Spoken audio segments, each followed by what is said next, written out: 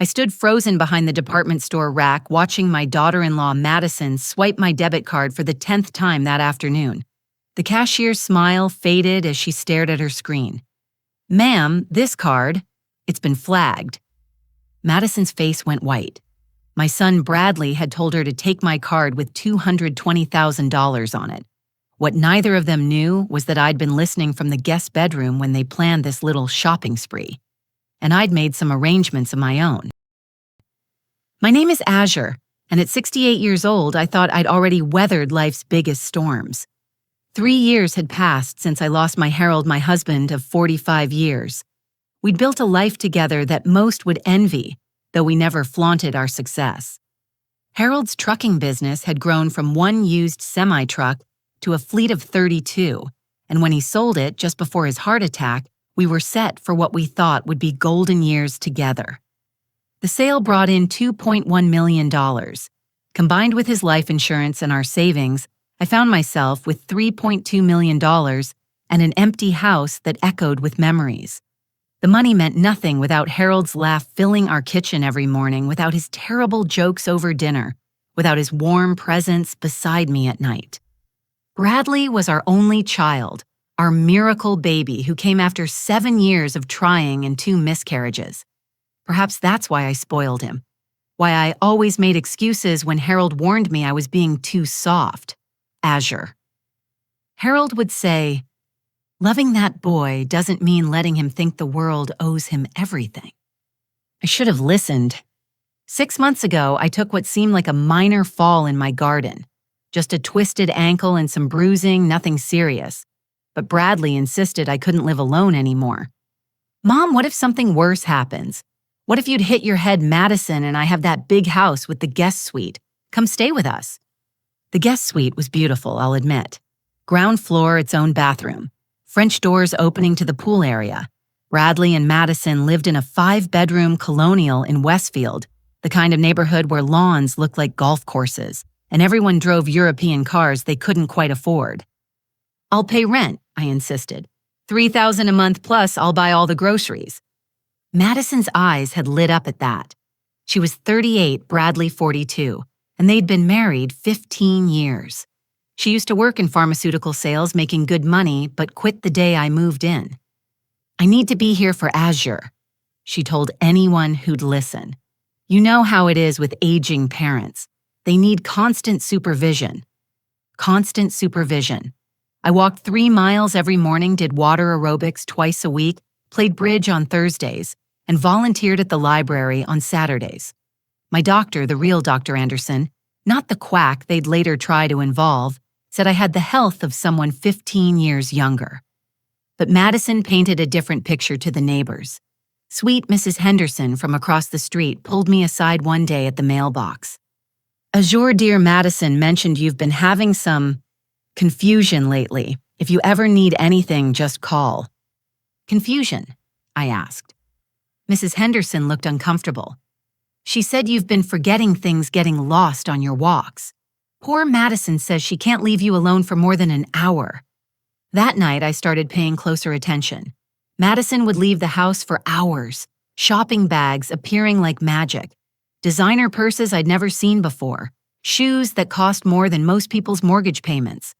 Bradley suddenly had new golf clubs, a membership at the country club, weekend trips to Atlantic City. They had 2 teenagers, my grandchildren, Sophia and Mason. Sophia was 16, all legs and attitude and hidden sweetness. Mason, 14, lived behind his video games and hooded sweatshirts. I tried to connect with them, but they'd grown distant since I moved in, barely making eye contact at dinner. "Grandma Azure forgot my birthday last month," I heard Sophia tell a friend on the phone. "Mom says it's going to get worse."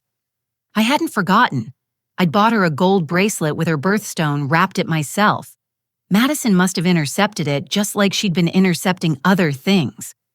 The credit card statements I'd redirected to arrive electronically showed charges I didn't recognize, restaurants I'd never visited, online purchases I'd never made, cash withdrawals from ATMs across town, small amounts at first, 200 here, 300 there, then bigger ones.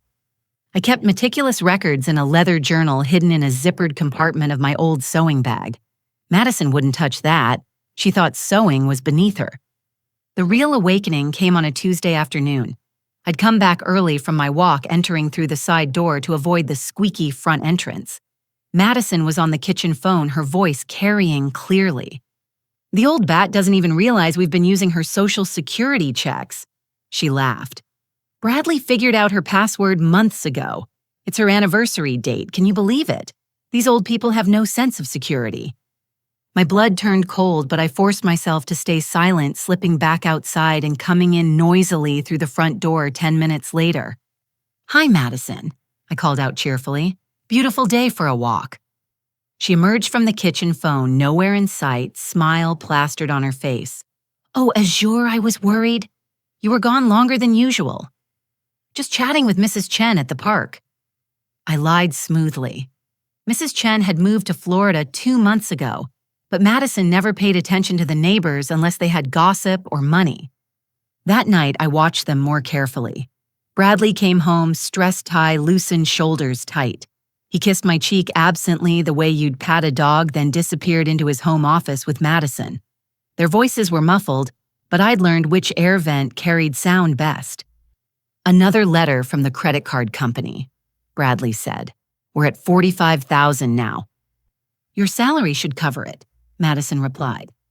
"My salary barely covers the mortgage and your shopping addiction." "Don't blame me for wanting nice things. Your mother has millions just sitting there while we live like this." "I'm working on it." I heard papers shuffling, then Madison's voice turned calculating. "What about Dr. Gerald? He could help with the paperwork." "Your ex-boyfriend, Gerald, he owes me a favor, several actually." Their voices dropped lower and I retreated to my room, mind racing. That night, I couldn't sleep. My son, my baby boy, was stealing from me. Worse, he was plotting something bigger.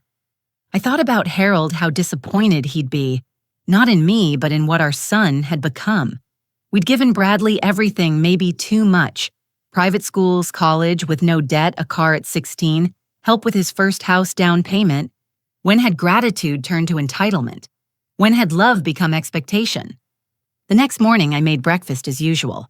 Scrambled eggs for Bradley, egg whites for Madison, who was perpetually dieting, despite being rail-thin pancakes for the kids. I smiled. I chatted about the weather. I mentioned my bridge game that afternoon. But inside, I was planning. They thought I was a foolish old woman losing my faculties easy prey. They were about to learn that Azure Montgomery might be old, but she wasn't anyone's victim. The first step was documenting everything. Every strange charge, every overheard conversation, every lie Madison told the neighbors. The second step would be protecting what Harold and I had built together. They wanted my money, fine, but they'd have to work for it. And in the process, they'd learn what Bradley should have learned. 40 years ago, actions have consequences, and a mother's love includes teaching hard lessons. I sipped my coffee and smiled at my son as he rushed out the door, already late for work. Madison lounged in her silk robe, scrolling through her phone, probably planning her next shopping spree. "Have a wonderful day, dear," I called to Bradley. He waved absently, not knowing that I'd already started recording everything, that I'd already begun building a case that would change all our lives forever. The trap was set. Now I just had to wait for them to walk into it. 3 days later, I perfected my afternoon nap routine. Every day at 2 o'clock, I'd announce my fatigue, shuffle to my room, and close the door loudly enough for them to hear. Then I'd slip into my closet where the air vent provided perfect acoustics to their master bedroom above. That Thursday afternoon proved worth the cramped legs and aching back. Bradley had taken a half day from work claiming a dental appointment. Madison thought I was at my water aerobics class, but I'd skipped it, sensing something important was brewing. Their footsteps were heavy above me. Bradley's agitated pacing, Madison's lighter steps following him. "Sit down," Madison ordered. "You're making me nervous." The bed creaked as Bradley presumably obeyed. Papers rustled. 45,000 in credit card debt.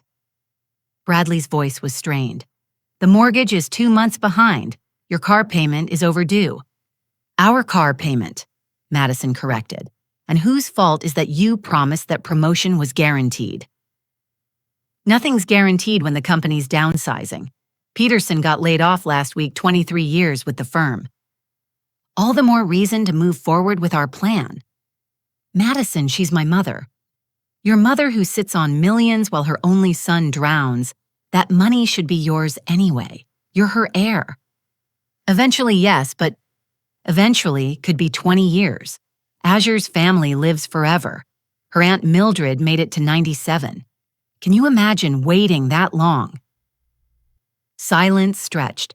Then Bradley spoke again, his voice different, now harder. What exactly are you proposing? Power of attorney. Dr. Gerald says it's simple with the right documentation. A few cognitive tests that show concerning results, maybe a witnessed episode or two of confusion. Once you have control, you can manage her assets properly. You mean steal them? I mean secure your inheritance before she gives it all to charity or gets scammed by some telemarketer. You know how vulnerable the elderly are. I almost laughed at the irony. Vulnerable to telemarketers, but not to family. Gerald's willing to do this, Bradley asked. For $50,000, he'll do whatever we need. Backdate some medical records, provide a diagnosis of moderate dementia progressing to Alzheimer's. He has hospital letterhead, prescription pads, everything. Jesus, Madison, that's fraud. That's survival, unless you have a better idea. More pacing, then Bradley stopped. What about the kids? What about them? They'll know something's wrong. Sophia especially, she's sharp. I've already been preparing them. Madison's voice carried a note of pride. Sophia thinks her grandmother forgot her birthday. Mason believes she mixed up his medication last month could have been dangerous. Little comments here and there. They're worried about her, Bradley. They'll support whatever we decide is best. My heart cracked. My own grandchildren poisoned against me with lies. Sweet Sophia, who used to bake cookies with me, Mason, who'd build elaborate Lego cities on my living room floor. Now they looked at me with confusion and something approaching fear. Tomorrow, Madison continued, I need a bigger influx of cash. The credit card companies are calling. If they freeze our accounts, my credit will be ruined. I can't siphon more from her accounts without her noticing.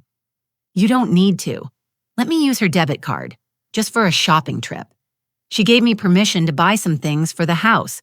Remember, she just forgot how much she approved. She never approved anything. She will have once we tell the story right. Confused elderly woman generous to a fault forgets she told her daughter-in-law to treat herself. Happens all the time. How much? There's $220,000 in her checking account. I checked last week when she was at Bridge Club. You went through her statements. I'm looking out for her interests. Someone should monitor her finances. Bradley laughed, bitter and short. Right. How much do you want to take? $100,000 should cover our immediate needs.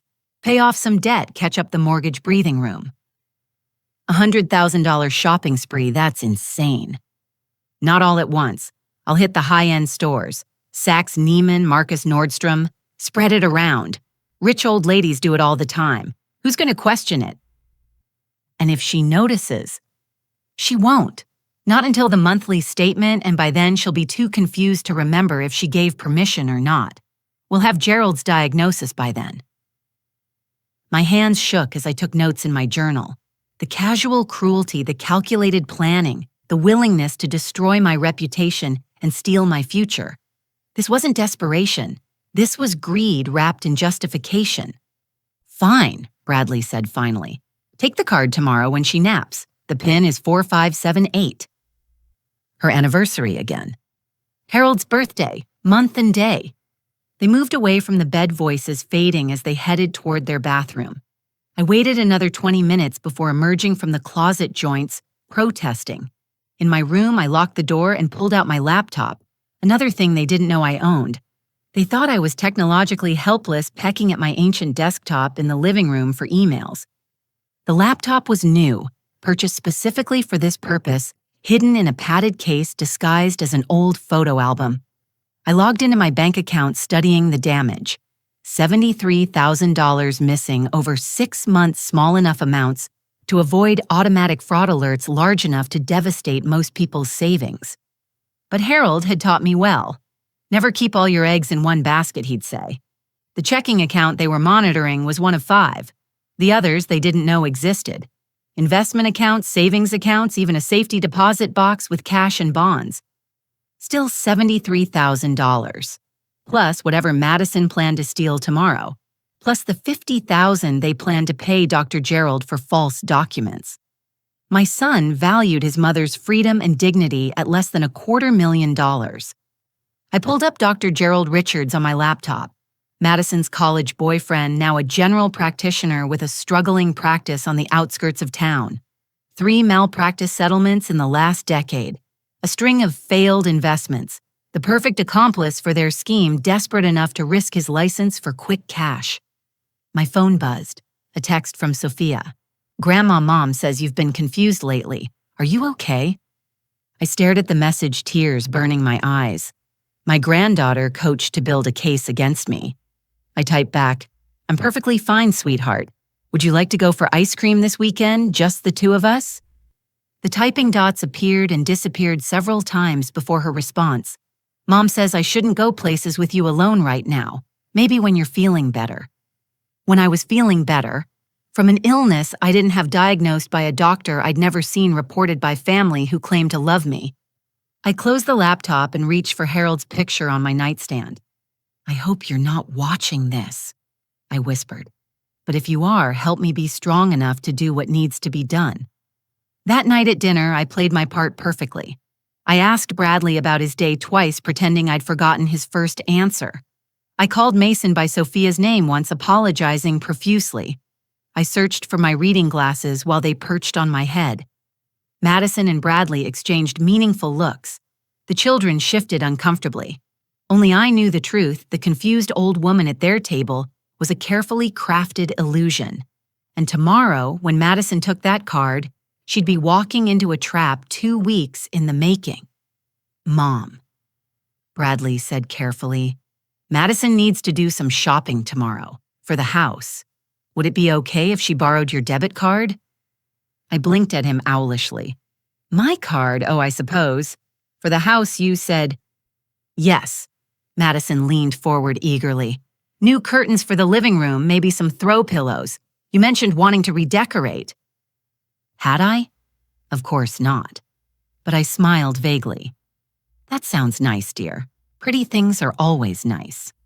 They thought they had me. The poor, confused old woman who wouldn't remember giving permission, who couldn't track her own finances, who trusted too easily. They had no idea that while they plotted in their bedroom, I'd been visiting my lawyer. While Madison spread lies to the neighbors, I'd been installing cameras. While Bradley stole my money, I'd been documenting every penny. Tomorrow, Madison would take that card.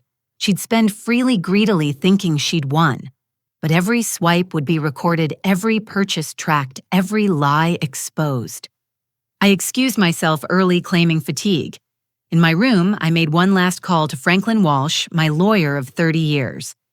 Everything's in place, he assured me. The alerts are set. The moment she hits the predetermined amount, the authorities will be notified. And the cameras, recording everything, audio and video, all legal since you're a rent-paying tenant. I hung up and prepared for bed, knowing sleep would be elusive. Tomorrow would begin the hardest thing I'd ever done, watching my only son face the consequences of his choices. But Harold was right all those years ago. Love without boundaries was just enabling. And I was done enabling. The next morning, I began my performance in earnest. I shuffled into the kitchen 5 minutes later than usual, my hair slightly mussed, despite having carefully styled it moments before. The art of deception I was learning lay in the details. Morning, everyone, I said, reaching for the coffee pot and then pausing. Oh, did I already have a cup? Madison glanced up from her phone, eyes sharp with interest. No, Azure, you just came in. Of course. I laughed, the sound deliberately uncertain. Silly me. Bradley watched from behind his newspaper, assessing. I poured coffee with a slightly trembling hand, just enough to be noticeable. Let them think their plan was working, that I was declining right on schedule. After breakfast, I announced my plans for the day. Bridge club this morning, then lunch with the ladies. That sounds nice, Mom, Bradley said, already calculating. They'd have hours to execute their shopping spree. But I didn't go to Bridge. Instead, I drove to Franklin Walsh's office, parking my silver Lexus in the back lot where it wouldn't be spotted by anyone who might report back to Madison. Franklin had been Harold's lawyer first, then mine, and now he was my co-conspirator in serving justice. His office smelled of leather and old books, a comforting contrast to the antiseptic tension of my son's house. Azure. He greeted me, gesturing to the comfortable chairs across from his mahogany desk. Everything is proceeding as planned. The cameras you had installed are functioning perfectly. We reviewed the footage from the past week. Madison rifling through my papers while I was supposedly napping. Bradley accessing my computer, trying different passwords. The two of them in my room at night photographing my driver's license, social security card insurance documents. This is excellent evidence, Franklin noted, but we need more. The shopping spree will help, but I want to ensure we have an airtight case. What else do you recommend? A new bank account they can't access. Transfer the bulk of your assets immediately. Leave just enough in the compromised account to bait the trap. I'd already considered this.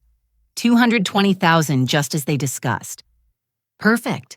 Also, I've arranged for a cognitive evaluation with Dr. Patricia Morrison at the medical center. She's the leading geriatric specialist in the state. When they produce their fake diagnosis, we'll have documented proof of your mental acuity. We spent another hour reviewing strategy. I signed papers transferring power of attorney to Franklin with specific limitations, ensuring that even if Bradley somehow manipulated the system, he couldn't access my primary assets.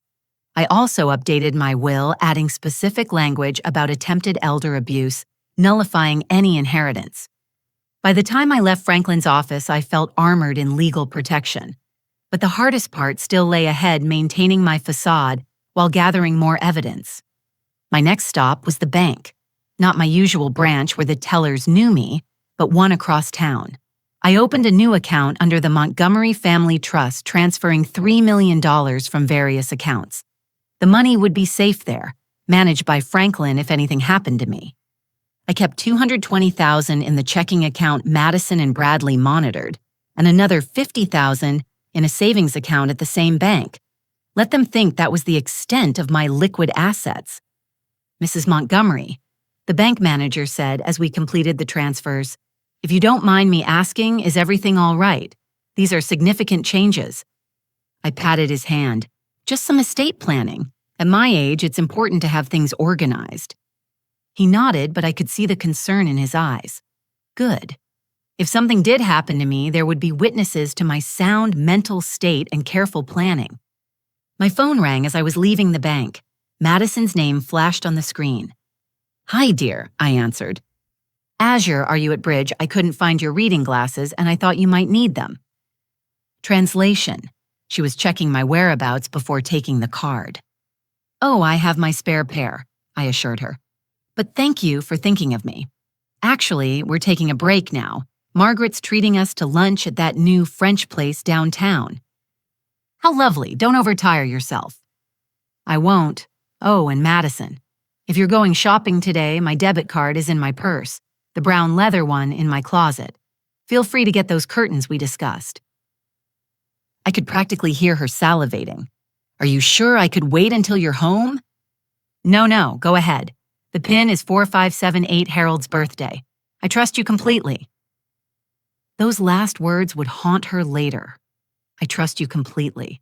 The woman who was stealing from me, planning to declare me incompetent, spreading lies about my mental state. I gave her trust, and she gave me betrayal. I didn't go to lunch.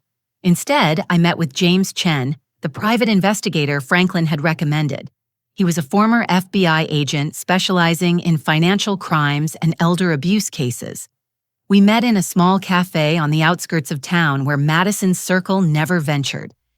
"I've already started preliminary surveillance," James reported, sliding a manila folder across the table. "Your daughter-in-law has interesting connections." The folder contained photographs. Madison with Dr. Gerald Richards entering a hotel at 2 in the afternoon.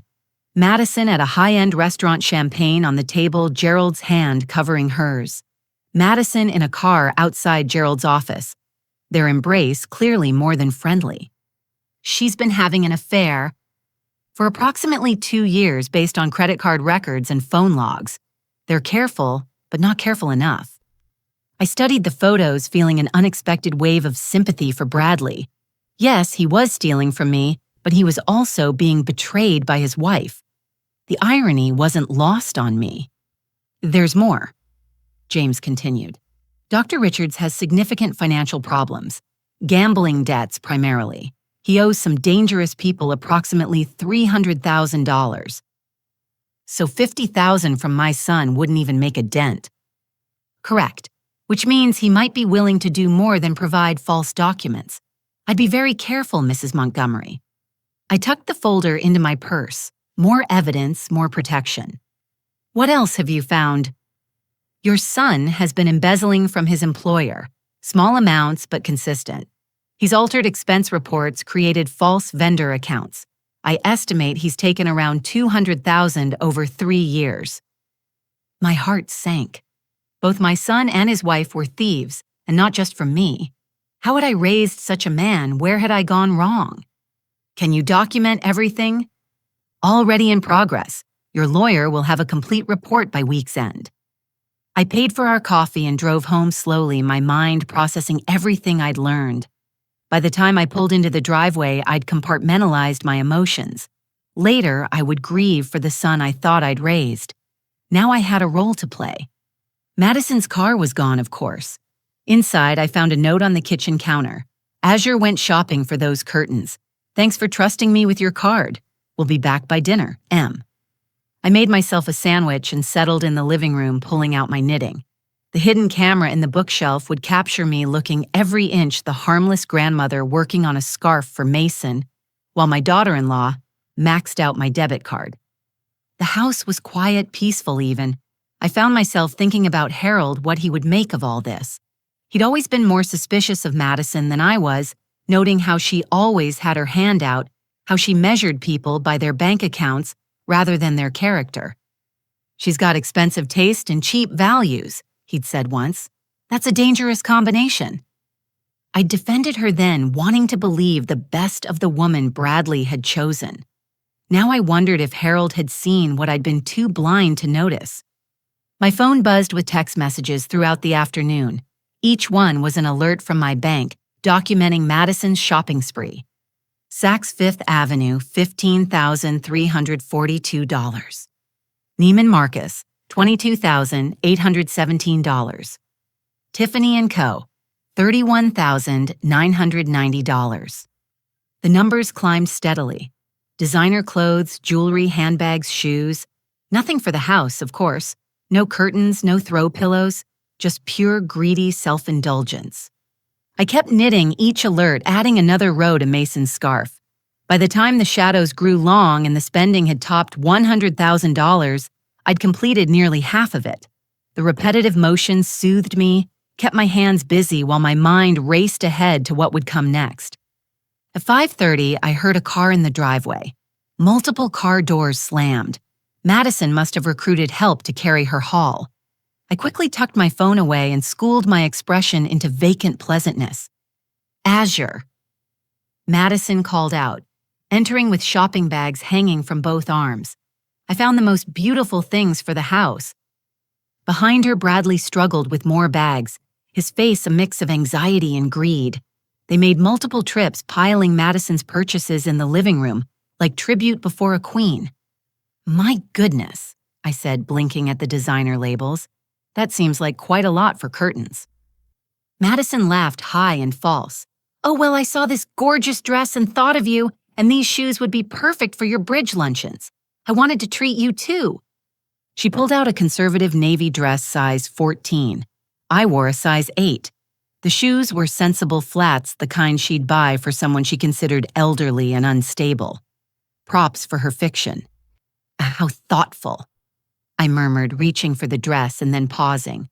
This is all so much. How much did everything cost? Oh, don't worry about that, Bradley interjected quickly. You said to get what we needed. Did I touched my temple, feigning confusion. I remember mentioning curtains. Madison shot Bradley a triumphant look. See, the look said, she doesn't even remember. Why don't you rest before dinner, Mom? Bradley suggested. You look tired. I nodded, rising unsteadily. Yes, perhaps I should. All this excitement. In my room, I pulled out my journal and documented everything. The purchases, the lies, the looks they exchanged. I also checked my laptop, confirming that the bank's fraud department had flagged the unusual spending pattern, just as Franklin had arranged. Tomorrow, Madison would try to continue her spree. She'd hit that magical 120,000 mark, and the card would be declined. The police would be called, and I would play the shocked, betrayed mother to perfection. But tonight I had to sit through dinner with thieves. I had to smile at my grandchildren who'd been taught to fear me. I had to pretend that my heart wasn't breaking with every false word from my son's mouth. I changed into comfortable clothes and returned to the kitchen where Madison was ordering takeout. Of course she was. Why cook when you've spent the day spending someone else's money? Chinese okay, Azure? She asked sweetly. Whatever you prefer, dear, I replied, noting how she used my credit card to pay for it. Sophia and Mason came home from school, barely acknowledging me before disappearing to their rooms. Bradley mixed himself a strong drink, then another. Madison hummed as she set the table with our everyday plates, her new jewelry catching the light. We were a tableau of dysfunction pretending to be a family, while the foundation rotted beneath us. But tomorrow the pretense would end. Tomorrow the house of cards would fall. I smiled at my son across the table, remembering the little boy who used to climb into my lap during thunderstorms, who trusted me to keep him safe. Tomorrow I would keep him safe in the only way left to me, by letting him face the consequences of his choices. Pass the rice, please, I said pleasantly, my poker face perfect. The trap was baited, the evidence was mounted, and Azure Montgomery was nobody's fool. I woke at 5 the next morning, anxiety and anticipation coursing through my veins like electricity. This was the day everything would change. I lay in bed for an extra hour rehearsing my reactions, planning every word. The shock had to be genuine, the betrayal complete. By 6:30, I was in the kitchen preparing breakfast as usual. French toast for the kids, coffee strong enough to wake the dead for Bradley, and egg white omelet for Madison. I moved through the routine mechanically, each action a small goodbye to this twisted version of family life. Madison appeared at 7, dressed in designer jeans and a silk blouse that probably cost more than most people's rent. Her face glowed with anticipation. Morning Azure. She was practically singing. I thought I'd finish getting those household items today. You don't mind if I borrow your card again? I paused, frowning slightly. My card, did I give it to you yesterday? Yes, remember, for the curtains. She spoke slowly as if to a child. Oh, yes, curtains. I touched my forehead. I suppose that's fine, dear. Bradley entered, kissing my cheek perfunctorily. Morning, Mom. Feeling okay? A bit foggy. I admitted, playing into their narrative. Maybe I need more coffee. They exchanged another one of their meaningful looks. Perfect. Let them think their plan was working flawlessly. After Bradley left for work and the kids caught their school bus, Madison wasted no time. She grabbed her purse, my card, presumably already tucked inside. I'll be back this afternoon, she announced. Get some rest, Azure. You look tired. I waited 20 minutes after her car pulled away before making my move. First, a call to Franklin. She's on her way, I reported. Excellent, the alerts are active. Local law enforcement has been briefed. Are you prepared for what comes next? As prepared as anyone can be to watch their family implode. Next, I called my friend Dorothy from Bridge Club. Can you come over around noon? I need a witness for something. Dorothy, bless her suspicious heart, didn't ask questions. I'll be there. I spent the morning gathering final pieces of evidence. The forged medical documents Bradley had hidden in his desk drawer, photographed and returned. The email exchanges between Madison and Dr. Gerald, printed from her laptop while she shopped. The bank statements showing the systematic theft. At 11:45, my phone began pinging with purchase alerts. Madison had started at Nordstrom, moving through departments like a locusts through a wheat field. 12,000 here, 8,000 there. She was building to her grand finale. Dorothy arrived right on schedule, bringing her famous lemon bars and a concerned expression. "Azure, what's going on? You sounded strange on the phone." "Just wait," I told her, settling us in the living room with tea. "You'll understand soon enough." We chatted about inconsequential things while I watched my phone. The alerts kept coming.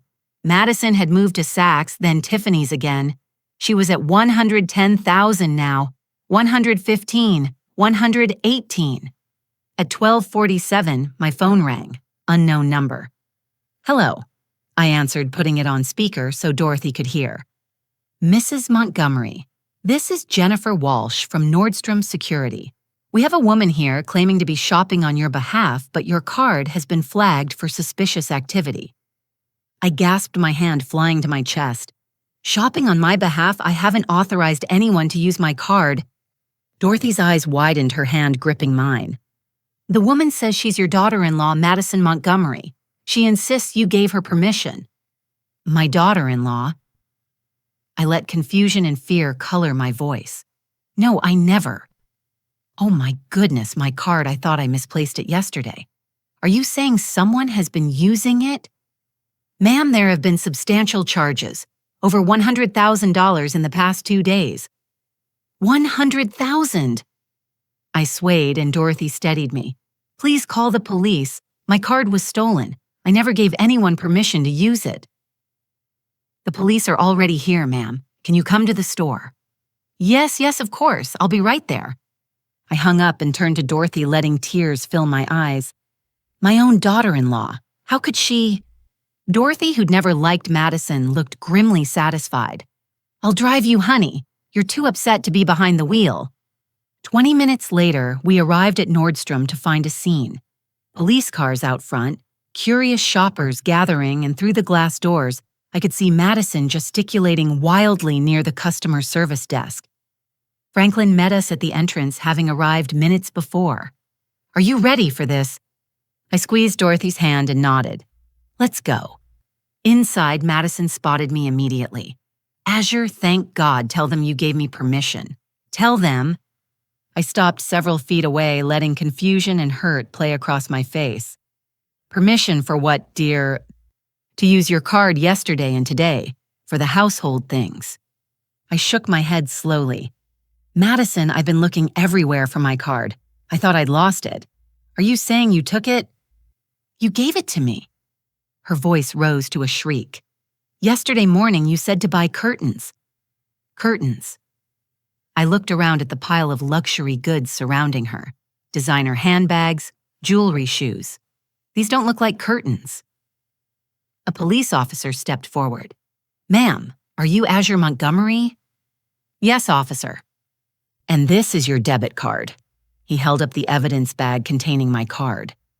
"Yes, that's mine. I've been so worried. I couldn't find it yesterday." "You're saying you didn't authorize these purchases?" I glanced at Madison, then back at the officer, letting my voice break. "Officer, I think I need to sit down. This is all so shocking. My own daughter-in-law?" They led us to the security office where I gave my statement. Dorothy corroborated that I'd called her distraught about my missing card. The security footage showed Madison entering with purpose, shopping with abandon, never once calling to confirm amounts or items. "She lives with me." I explained to the detective, a kind woman named Patricia Reeves. "I pay rent to stay in their guest room. Yesterday I couldn't find my card. I thought perhaps I'd misplaced it. Getting older, you know. But then the bank called about unusual activity." "Ma'am, the purchases over the past 2 days total over $120,000. I gasped again, the sound genuine, even though I knew every penny. "How is that possible? I don't understand. We talked about maybe getting new curtains for the living room, but that would be a few $100s at most." Madison, handcuffed now, had stopped screaming and started calculating. "She's confused." She tried her voice, taking on a concerned tone. "My mother-in-law has been having memory issues. She probably forgot she gave me the card." "That's interesting," Franklin interjected smoothly. Because Mrs. Montgomery just had a complete cognitive evaluation 3 days ago. I have the results here. Perfect scores across all metrics. He produced Dr. Patricia Morrison's report dated and official. Madison's face went white. Furthermore, Franklin continued, we have video evidence of you taking the card from Mrs. Montgomery's purse while she was sleeping, and audio of you and your husband planning this theft. I let shock play across my features. Video, audio, I don't understand. Mrs. Montgomery had security cameras installed in her room and common areas. As a rent-paying tenant, she has every right to protect her property. The detective reviewed the footage on Franklin's laptop. There was Madison creeping into my room during my supposed nap, rifling through my purse. There was the conversation between her and Bradley plotting to steal my money and have me declared incompetent. Madison's legs gave out. She sank into a chair, finally understanding the scope of her situation. "Where's Bradley?" she whispered. As if summoned commotion erupted in the main store. Bradley had arrived, probably called by Madison before her arrest. He was arguing with officers demanding to see his wife. They brought him back and his eyes found mine immediately. "Mom, what have you done?" What have I done? I stood drawing on every acting lesson from community theater. Bradley Eugene Montgomery. How dare you? I took you and your family into my home, paid rent, bought groceries, helped with your bills. And this is how you repay me. You're confused, he tried. You gave Madison permission. You've been forgetting things. The only thing I forgot, I said quietly, was how to say no to my only child. Detective Reeves stepped forward. "Mr. Montgomery, we need to ask you some questions about your involvement in this theft." Theft. She's my mother. I have a right to help manage her finances. Not without power of attorney, Franklin noted, which you attempted to obtain through fraudulent means. The dam broke then. I let the tears fall. Real ones this time. You were going to have me declared incompetent. Your own mother, the woman who raised you, loved you, sacrificed for you. You have millions, Bradley exploded. Millions while we're drowning in debt. What kind of mother watches her child suffer? The kind who apparently raised a thief. I shot back, steel entering my voice. Did you really think I was stupid, Bradley? Did you think I wouldn't notice $73,000 disappearing from my accounts? His face went gray. Madison started crying, the sound high and desperate. "Oh yes," I continued. "I know about all of it. Every forged check, every unauthorized transfer, every lie you told the children about my mental state." "The children," Madison gasped. "Azure, please think of Sophia and Mason." "I am thinking of them. I'm thinking they deserve better than parents who steal and lie and commit fraud." More revelations tumbled out. The private investigator arrived with photographs of Madison and Dr. Gerald. Bradley's employer, Mr. Patterson, appeared with corporate security, having been alerted by Franklin about the embezzlement. The security office became a convergence point for justice. Madison faced charges for grand theft, identity theft, and elder abuse. Bradley's charges would include embezzlement, along with conspiracy to commit fraud. Dr. Gerald, arrested at his office, would lose his medical license along with his freedom. Through it all, I maintained my composure, playing the shocked but dignified victim. Dorothy held my hand, occasionally patting my shoulder and shooting venomous looks at Madison. "Mrs. Montgomery," Detective Reeves said gently, "we'll need you to come to the station to complete your statement." "Of course," I agreed. "Can my lawyer accompany me?" "Absolutely." As they led Madison and Bradley away in separate police cars, Madison turned back one last time. "You planned this," she hissed. "You set us up." I met her gaze steadily. "I gave you my trust. You gave me betrayal. You set yourself up." The crowd of shoppers parted as we exited. Some took photos, probably posting to social media before we even reached the parking lot. By evening, the local news would pick up the story. By tomorrow, everyone would know what Bradley and Madison Montgomery had tried to do to Azure Montgomery.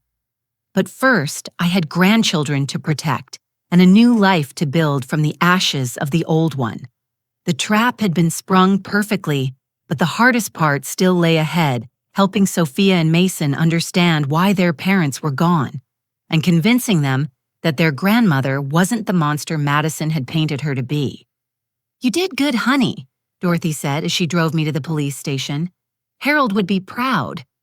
I wasn't sure about that, but I was sure about one thing: Azure Montgomery was nobody's victim. Not anymore. The police station smelled of burnt coffee and industrial disinfectant.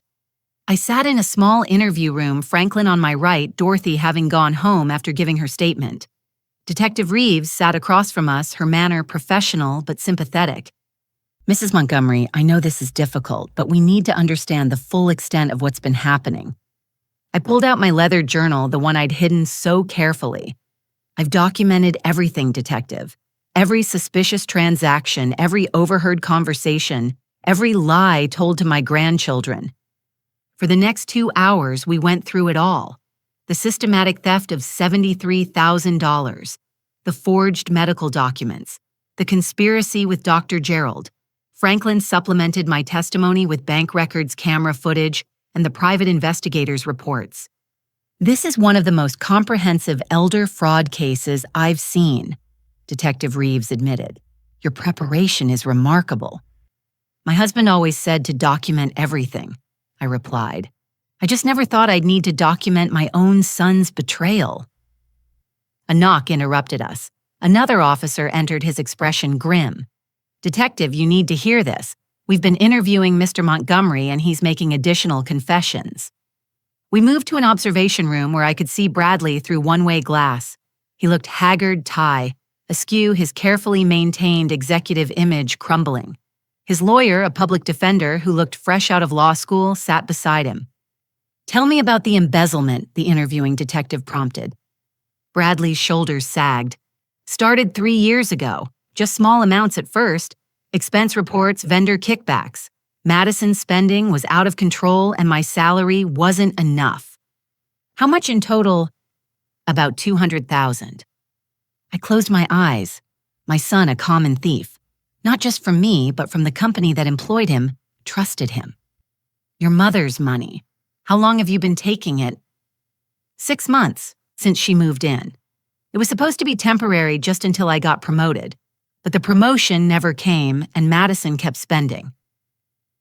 Whose idea was the power of attorney scheme? Madison's. She'd been talking to Gerald. He owed money to some bad people, needed cash fast. Madison said it was perfect. He'd get paid, we'd get control of Mom's assets, everyone wins. "Everyone except your mother." Bradley's laugh was bitter. "You don't understand. She has millions. Millions. And she watched us struggle, never offering to help beyond her rent and groceries. What kind of mother does that?" The interviewing detective leaned forward. The kind who maybe knew her son would waste any money she gave him. That stopped Bradley cold. His face crumpled, and for a moment I saw my little boy again caught doing something wrong and realizing there was no excuse. "She knew," he whispered. "Oh God, she knew all along." In the observation room, Detective Reeves turned to me. "We have enough to charge him with multiple felonies. With the embezzlement added to the elder abuse charges, he's looking at significant prison time." "What about my grandchildren?" I asked. "They're innocent in all this." "Child Protective Services has been notified. Since you're a blood relative with no criminal record and substantial means to support them, you'll likely be granted emergency custody if you're willing." Of course I'm willing. They're all I have left.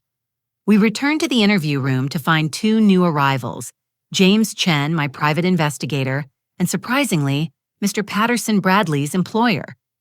"Mrs. Montgomery." Mr. Patterson greeted me. "I'm sorry we're meeting under these circumstances." "As am I replied.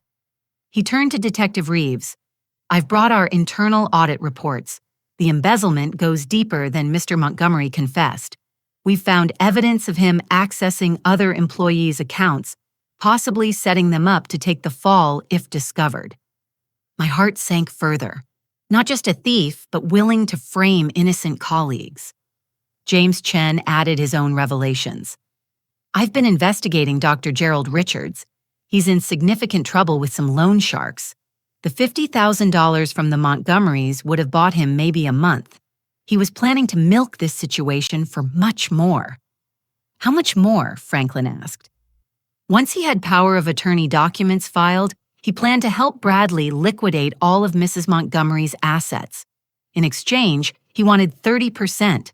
We're talking about $1 million fraud scheme. I felt sick. The son I'd raised, nursed through fevers, cheered at Little League games, was planning to rob me of everything Harold and I had built. Detective Reeves' phone buzzed.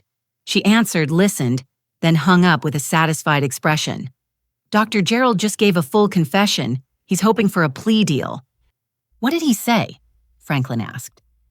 Madison Montgomery has been his patient for 2 years. He's been prescribing her anxiety medication and Adderall. She's been selling some of it using the rest. He also confirmed the affair and the plan to run away to Costa Rica after securing Mrs. Montgomery's assets. Another piece of the puzzle clicked into place. Madison's erratic spending her mood swings her grandiose plans, drug-fueled delusions funded by my money. There's more, James said quietly. I held this back until we had confirmations. Madison Montgomery isn't her real name. It's Madison Wilkes. She has a record under that name. Fraud, theft, drug possession. All before she met your son. The room spun slightly. Bradley didn't know. It appears not. She had her record expunged, legally changed her name. But she's done this before. Married into money, bled, the family dry, moved on. I thought of Bradley sitting in his cell believing he'd married for love. Finding out his wife was a professional con artist would destroy what little remained of his self-image. A commotion in the hallway drew our attention. Through the door's window, I saw 2 teenagers being escorted by a social worker, Sophia and Mason. My heart clenched. Your grandchildren, Detective Reeves explained. CPS brought them for an interview. Would you like to see them? Please. They brought my grandchildren to a comfortable room designed for families. Sophia looked defiant. Mason scared. Neither would meet my eyes. Grandma. Sophia started, then stopped. I mean, Mrs. Montgomery. I'm still your grandma, I said gently. I always will be. Mom said you're sick, that you're imagining things, that you're trying to hurt our family. Your mom lied, sweetheart. To you, to me, to everyone. I'm not sick. But your parents, they've done some bad things. You had them arrested, Mason burst out. We saw it on Instagram. Everyone at school is talking about it. Social media, of course. In the digital age, humiliation traveled at the speed of light. I didn't have them arrested, I corrected carefully. They stole from me and the police arrested them. There's a difference. The social worker, a kind-faced woman named Patricia Alvarez, intervened. Kids, your grandmother has offered to take care of you while we sort everything out. How do you feel about that? She's crazy, Sophia protested. Mom said, your mother, I interrupted firmly, has been stealing my money to buy designer clothes and drugs. Your father has been stealing from his company. They plan to have me declared mentally incompetent so they could take everything I have. These are facts. Sophia, documented, proven facts. I pulled out my phone, showing them bank statements, the camera footage, the photos of Madison with Dr. Gerald. Watched their faces crumble as their world view shattered. Mom's been cheating on Dad, Sophia whispered. With that creepy doctor, Mason added, looking nauseous. I'm sorry you had to find out this way, but you deserve the truth. Sophia started crying, all teenage bravado gone. She said you forgot my birthday. She said you were losing your mind. She lied, I said simply. I have your birthday present in my room, a gold bracelet with your birthstone. Madison took it before I could give it to you. Mason moved first, crossing the room to hug me. Sophia followed, and we stood there, 3 generations bound by betrayal and the hope of something better. What's going to happen to them? Mason asked. They'll face trial, probably go to prison. But right now, we need to focus on you two, where you'll live, how to handle school, how to move forward." "Can we really live with you?" Sophia asked. "If you want to. I have a plan. We'll sell the house. It's being foreclosed anyway. I'll buy something smaller, maybe near the beach. Fresh start for all of us." Patricia Alvarez smiled. "Mrs. Montgomery, based on what I've seen today, I'll be recommending immediate placement with you. The children are clearly safe in your care." The rest of the afternoon passed in a blur. More statements, more paperwork arrangements for the children's belongings to be retrieved from the house. By evening, the story had exploded across local news. Elderly woman outsmarts, scamming son and daughter-in-law. Doctor arrested in elder fraud scheme. Local executive charged with embezzlement and elder abuse. Franklin drove us to a hotel for the night. I couldn't face returning to that house, and the children needed time to process everything.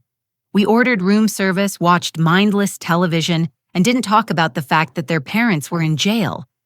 Later, after the kids were asleep in the adjoining room, I stood at the window looking out at the city lights. My phone rang. Ruth, my sister, in Portland. "Azure, I just saw the news. Are you okay?" "I will be," I told her. "The kids are with me. We're safe." "I'm booking a flight first thing tomorrow, those bastards. I knew something was off when my letters stopped reaching you." "Madison was intercepting the mail. Bradley was stealing my money. They were going to lock me away, Ruth." "But they didn't. You're stronger than they ever imagined." After we hung up, I sat in the darkness processing the day. My son was a thief and an embezzler. My daughter-in-law was a con artist and a drug addict. My grandchildren were traumatized and confused. My family was shattered. But I was free. Free from the lies, the manipulation, the fear of what each day would bring. Free to build something new with Sophia and Mason to teach them what Bradley never learned, that integrity matters more than money, that family isn't about what you can take, but what you can give. Tomorrow would bring more challenges. Legal proceedings, custody hearings, difficult conversations. But tonight my grandchildren were safe, justice was being served, and Azure Montgomery was nobody's victim. The trap hadn't just caught criminals, it had set us all free. The next 6 months passed in a whirlwind of legal proceedings, life changes, and unexpected revelations. I sold the colonial house in Westfield at a loss, the foreclosure proceedings making it impossible to get market value. But I didn't care. That house held too many poisoned memories. Instead, I purchased a modest 4-bedroom home 3 blocks from the ocean in Belmar. The salt air and sound of waves provided a healing backdrop for my grandchildren and me as we rebuilt our lives. The trials began in September. Bradley went first, looking gaunt in his orange jumpsuit. I sat in the gallery every day, not out of vindication, but out of duty. He was still my son, even if he'd forgotten how to be one. His lawyer tried painting him as a victim of circumstances pressured by a manipulative wife and crushing debt. But the evidence was overwhelming. The embezzlement from his company documented in painful detail. The theft from my accounts, every transaction traced. The conspiracy to defraud me of my remaining assets captured on camera and audio. Mr. Patterson testified about the betrayal he felt having mentored Bradley for 15 years, only to discover the systematic theft. 2 co-workers Bradley had tried to frame broke down on the stand, describing how they'd almost lost their careers. When it was my turn to testify, I spoke clearly and calmly about discovering the theft, about the planning that went into their scheme, about the lies told to my grandchildren. I looked Bradley in the eye as I described finding the forged Alzheimer's diagnosis. "Did you really think so little of me?" I asked him directly, breaking protocol. "Did you truly believe your mother was a fool?" He couldn't answer, just dropped his gaze to his shackled hands. The prosecutor presented evidence of the $73,000 stolen over 6 months, the $200,000 embezzled from his employer, the potential $1 million fraud scheme with Dr. Gerald. The jury deliberated for less than 2 hours. Guilty on all counts. Sentencing would come later, but the prosecutor indicated they'd seek 10 to 12 years. Madison's trial was more dramatic. She'd tried to clean up for court, but withdrawal from her pill addiction had left her looking haggard. Her lawyer, privately paid for by parents who'd finally shown up from Connecticut, tried a different strategy: mental illness and manipulation by Dr. Gerald. But then came the bombshell that shocked everyone, including me. James Chen had continued investigating, and what he found changed everything. Madison Wilkes, aka Madison Montgomery, aka Madison Richardson, aka Melody Williams. 4 identities, 3 previous marriages, all ending when the money ran out or the fraud was discovered. A man from Texas testified via video link. Madison had married his elderly father, convinced him to change his will, then left him when his children discovered the scheme. A woman from Arizona described how Madison had married her brother, maxed out his credit cards, and disappeared with his retirement savings. "She's a professional," the prosecutor stated. "This isn't a woman who made bad choices. This is a predator who targets vulnerable families." When they showed the photos of Madison with Dr. Gerald planning their escape to Costa Rica, Bradley watched from the gallery where prisoners were held. His face was a study in devastation. The woman he'd loved, had children with, had stolen, foresaw him as nothing but a mark. Madison took the stand in her own defense, a catastrophic decision. She tried to cry, but the tears wouldn't come. She claimed I'd promised her money that Bradley had forced her to steal, that Dr. Gerald had manipulated her with drugs. Then the prosecutor asked one simple question: "What about your children?" Madison's mask slipped. "What about them?" "Did you consider how your actions would affect Sophia and Mason?" "They're Bradley's problem," she said, then realized her mistake. "I mean, I love them, but they were just props in your con game." She didn't answer, but she didn't need to. The jury saw the truth. Guilty on all counts. The judge, citing her previous victims and lack of remorse, sentenced her to 8 years with no possibility of early parole. Dr. Gerald's trial was swift. Faced with overwhelming evidence, he pleaded guilty to conspiracy, fraud, and prescription drug violations. 5 years in prison, medical license permanently revoked, and a $100,000 fine. Throughout the trials, I focused on Sophia and Mason. They attended therapy twice a week, processing the betrayal and trauma. Some days were harder than others. "Everyone at school knows," Sophia said one evening over dinner. "They call us the fraud kids." "Then they're idiots," Mason replied, surprising us both with his vehemence. "We didn't do anything wrong." I enrolled them in a private school the next county over, giving them a fresh start. Slowly they began to heal. Sophia joined the drama club, channeling her emotions into performance. Mason discovered a love for marine biology, spending hours at the aquarium. Ruth moved from Portland to a condo nearby, providing additional support. We established new traditions: Sunday dinners, beach walks, movie nights where phones were banned and conversation encouraged. One evening in November, I was sorting through old photos when Sophia joined me. She picked up a picture of Bradley at his college graduation, young and smiling and full of promise. "Do you hate him?" she asked. "No," I said honestly. "I'm disappointed, hurt, angry, but I don't hate him. He's still my son." "He's our dad," she said quietly, "even after everything. And that's okay. You're allowed to love him and be angry with him at the same time. Feelings are complicated." "Mom never loved us," she said, the words tumbling out. "I can see that now. We were just accessories to her, like her handbags." I hugged her close. "That's her loss, sweetheart.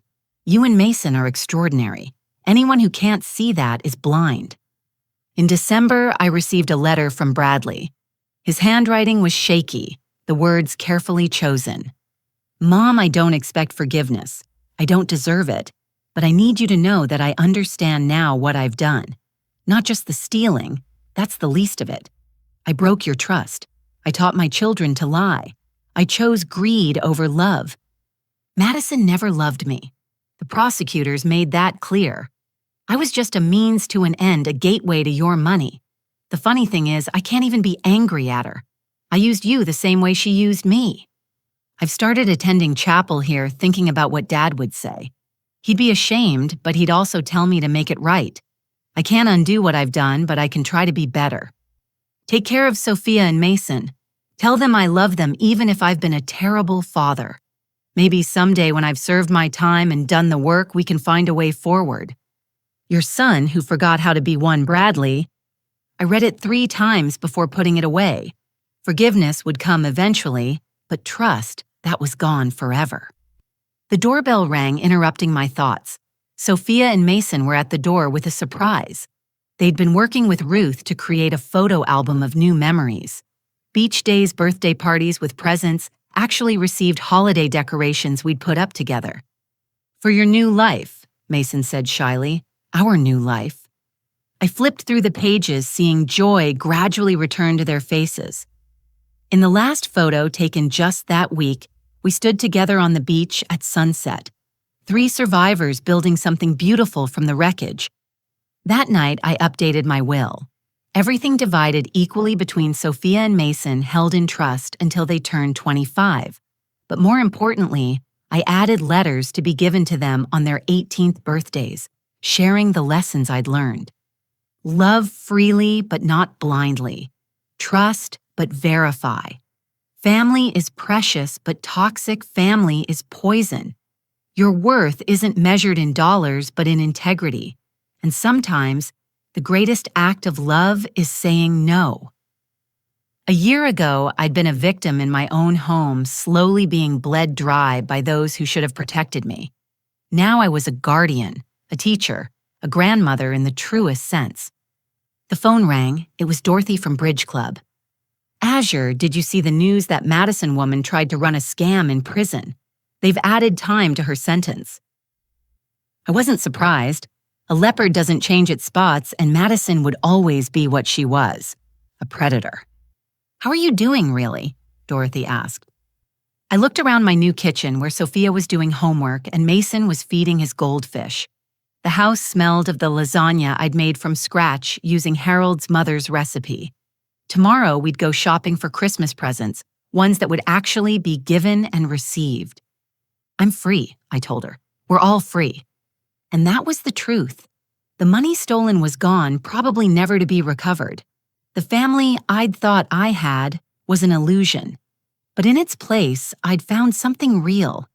2 grandchildren who needed me, a sister who supported me, and the knowledge that Azure Montgomery at 68 years old was nobody's fool and nobody's victim. Justice had been served, but more importantly, we'd been given a second chance. And this time we'd build our family on truth, not lies, love, not greed, trust that was earned, not blindly given. The trap that had caught Bradley and Madison had set us all free to become who we were meant to be. 6 months later, on a warm June morning, I stood in my garden watching Sophia and Mason prepare for their summer jobs. Sophia had landed a position at the local theater camp teaching younger children improv and stage presence. Mason worked part-time at the Marine Research Center, cataloging specimens and leading youth tours. They'd both chosen paths focused on giving rather than taking. The doorbell rang and I found a FedEx driver with a package requiring signature. Inside was a letter from the Federal Bureau of Prisons and a small box. My hands shook slightly as I opened the letter. Mrs. Montgomery, I am writing on behalf of your son, Bradley Montgomery, who is currently serving his sentence at the Federal Correctional Institution. He has asked me to forward this package to you along with his assurance that it was obtained legally through the Prison Commissary Craft Program. Chaplain Michael Torres. Inside the box was a small wooden frame, clearly handmade with painstaking care. The joints were perfect, the finish smooth, despite the limited tools available in prison. Behind the glass was a photo I recognized. Harold and me on our 40th wedding anniversary, Bradley between us, all of us smiling. Simpler times before greed poisoned our family. On the back, burned into the wood in careful lettering, I remember who you taught me to be. I'm finding my way back. B. I set the frame on my mantle next to the photos of Sophia and Mason at their recent accomplishments. Bradley had 8 more years to serve, 8 years to prove that his transformation was real. Time would tell. My phone buzzed with a text from Ruth. Don't forget foundation meeting at 2. The Azure Montgomery Foundation for Elder Protection had been Ruth's idea, but I'd embraced it wholeheartedly. Using part of my remaining assets, we'd established a nonprofit dedicated to educating seniors about financial fraud, especially when perpetrated by family members. In 6 months, we'd helped 47 elderly victims recognize the signs and take action. Today's meeting was special. A documentary filmmaker wanted to feature our story not for sensationalism, but as an educational tool. Your story could save thousands of seniors from similar exploitation, she'd said. Before leaving for the meeting, I checked on my grandchildren. Sophia was practicing monologues in her room, transforming into different characters with remarkable skill. The girl who'd once been taught to lie now used performance to explore truth. Mason was in his room studying marine conservation websites. "Grandma, did you know octopi can problem solve at the level of a 5-year-old human? They're amazing." "Just like you," I said, ruffling his hair. He grinned, then grew serious. "I've been thinking about Dad." My heart stilled. Oh, I want to write to him. Not to forgive everything, but he's still my dad. And maybe if he knows we're doing okay, it'll help him become better. "That's very mature of you, Mason.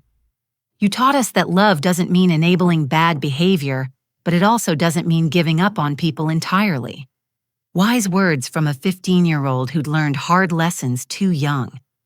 That afternoon at the foundation meeting, I shared our latest success stories. An 80-year-old man in Newark who'd recognized his daughter's manipulation tactics from our workshop. A widow in Princeton who'd secured her assets before her nephew could execute a similar power of attorney scheme. "You're saving lives," Dorothy said. She joined our board, bringing her bridge club connections and fierce advocacy for senior rights. "We're saving futures," I corrected. "Financial security is about more than money. It's about dignity, independence, the ability to leave a legacy on your own terms." The documentary filmmaker Angela Chen took notes as I recounted our story for her cameras. She was particularly interested in the aftermath, how we'd rebuilt. "What would you say to someone currently being exploited by family?" she asked. I looked directly at the camera, imagining all the seniors who might see this trapped in their own homes by those who claim to love them. You are not alone.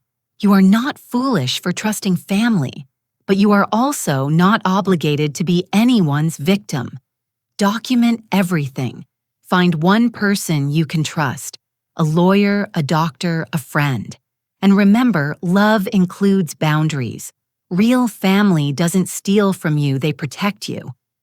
After filming, I returned home to find an unexpected visitor. Mr. Patterson Bradley's former employer stood on my porch with a bouquet of flowers. "Mrs. Montgomery, I hope I'm not intruding." "Not at all. Please come in." Over tea, he explained his visit. "I wanted you to know that we've recovered most of the embezzled funds through insurance and restitution. But more importantly, we've implemented new safeguards to prevent this from happening again. Your son's actions led to positive changes." A silver lining to a very dark cloud, I observed. "Also," he hesitated, then continued, "I've been following your foundation work. My company would like to make a substantial donation and offer our financial forensics team as pro bono consultants for victims." I felt tears prick my eyes. From betrayal had come not just justice, but a network of support for others. That evening, we held our weekly family dinner. Ruth had made her famous pot roast, and we gathered around the table like a real family. Sophia regaled us with stories from theater camp, Mason explained octopus intelligence with infectious enthusiasm, and Ruth shared gossip from her condo association. "I have an announcement," Sophia said as we cleared plates. "I've decided what I want to study in college." We all turned to her expectantly. "Law, specifically elder law and family protection. I want to help people like you helped us, Grandma." I reached across the table to squeeze her hand. "Your parents would be proud," I said, meaning it. Despite everything, Bradley and Madison had created 2 remarkable children. "I've decided too," Mason chimed in. "Marine biology and environmental law. Someone needs to protect the oceans legally." "My budding attorneys." I laughed. Harold would have loved this. Later that evening, as I sat on my deck watching the sunset paint the ocean in shades of gold and crimson, I reflected on the journey. 2 years ago, I'd been trapped in a toxic household, slowly being drained of money and dignity.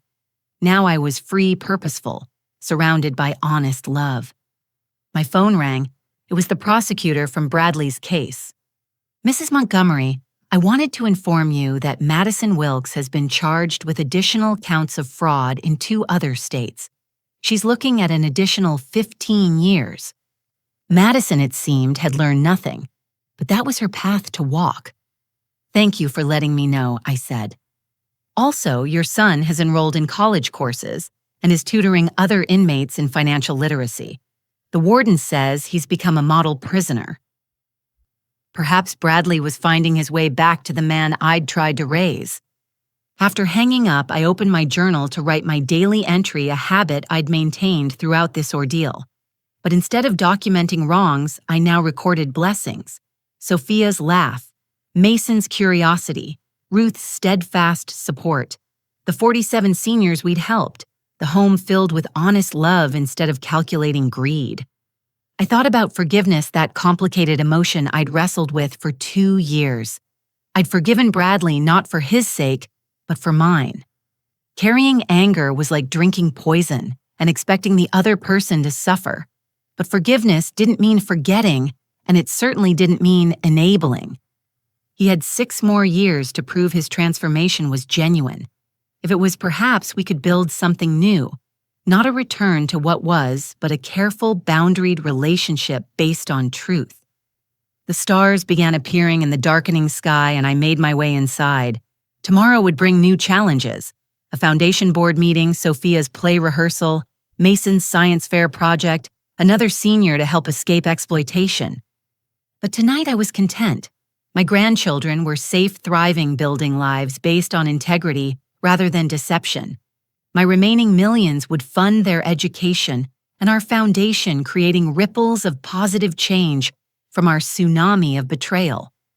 I learned that sometimes the greatest gift you can give your children isn't money or blind trust. I said to Harold's photo, "It's teaching them that actions have consequences and that love without boundaries is just another word for enabling." My son thought my kindness was weakness. He learned the hard way that a mother's love includes knowing when to let her child face justice. To everyone reading this, listening to my story, wondering if they too are being slowly bled dry by those who claim to love them, know this: you deserve better. Your kindness is not weakness unless you let it be. Document everything. Trust your instincts. And remember, family isn't defined by blood, but by behavior. Real love protects, it doesn't plunder. Real family builds up, it doesn't tear down. And sometimes the most loving thing you can do is say, "No more," and mean it. What boundaries do you need to set in your own life? Have you ever had to choose between enabling and tough love? I'd love to hear your thoughts and experiences in the comments below. If this story resonated with you, please consider liking and subscribing to hear more stories of triumph over betrayal. Share this with someone who might need to hear that they're not alone, that survival is possible, that there's life after family fraud. Thank you for joining me on this journey from victim to victor. Remember, you're stronger than you know, wiser than you believe, and worthy of respect at any age. Until next time, this is Azure Montgomery reminding you that it's never too late to reclaim your power, rebuild your life, and teach others that kindness and strength can coexist beautifully. May you find the courage to set boundaries, the wisdom to see truth, and the strength to choose love, real love, over enabling.